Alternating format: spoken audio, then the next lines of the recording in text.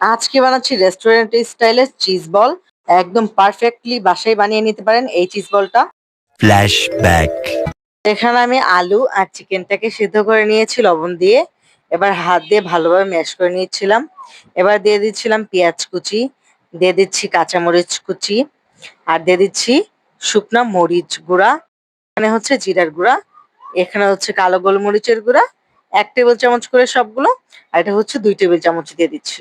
এখানে স্বাদ মতো লবণ, 1 টেবিল চামচের মতো আদা রসুন বাটা।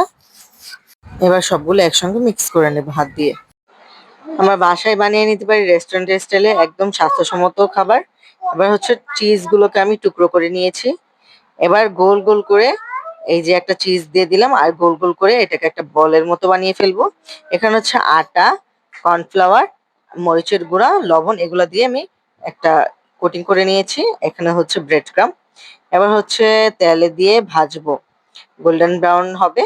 আর চিজটা একটু গলা গলা যখন হয়ে যাবে আস্তে ধীরে একটু ভাজতে হবে যেন চিজটা ভিতর থেকে গলে।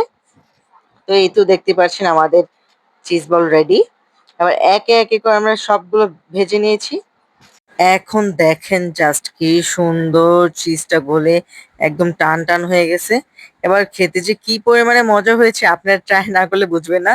তো সস দিয়ে বাচ্চাদের সাথে শেয়ার করবেন, বাসায় একবার হলো ট্রাই করবেন, বাচ্চারা খুবই পছন্দ করবে।